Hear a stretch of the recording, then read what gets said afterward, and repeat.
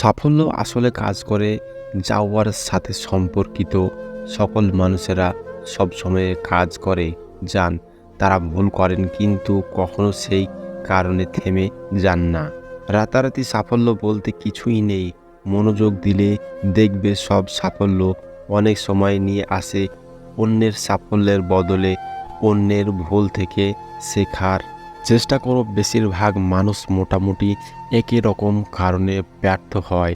অন্যদিকে সফল হওয়ার অনেক কারণ থাকতে পারে। অতীতের সাফল্য হয়তো তোমাকে ভবিষ্যতের ব্যর্থতার দিকে নিয়ে যাবে, কিন্তু তুমি যদি প্রতিটি ব্যর্থতা থেকে শিক্ষা নিতে পারো তবে দিন শেষে তুমি একজন সফল হবেই।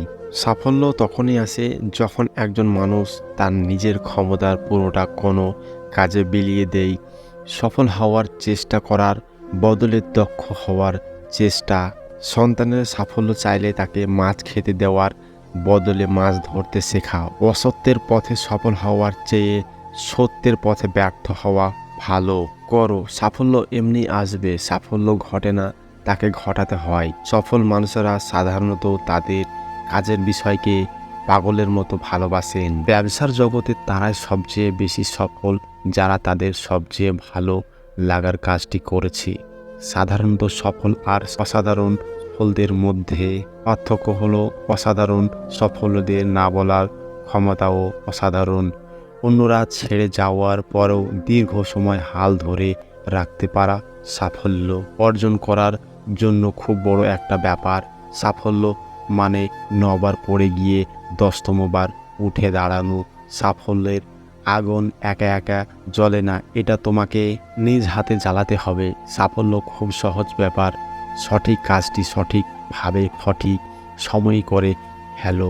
সাফল্য তখনই আসে যখন একজন মানুষ তার নিজের ক্ষমতার পুরোটা কোনো কাজে বিলিয়ে দেয়। মানুষের জীবনে কঠিন সময় আসাটা খুব দরকার। কঠিন সময়ের কারণে মানুষ সাফল্য উপভোগ করতে পারে। আমি মনে করি সাফল্য হলো তুমি যা করতে চাও সেই বিষয়টি সবচেয়ে ভালোভাবে করার চেষ্টা করে যাও। যদি তোমার সমালোচনা করার মতো কেউ না থাকে তবে তোমার সফল হওয়ার সম্ভাবনা নেই বলেই চলে। ব্যর্থ হওয়ার নানান উপায় আছে, কিন্তু সফল হওয়ার উপায় একটাই। সফল হওয়ার উপায় কি জানি না, কিন্তু ব্যর্থ হওয়ার চাবিকাঠি হচ্ছে সবাইকে খুশি করার চেষ্টা করা।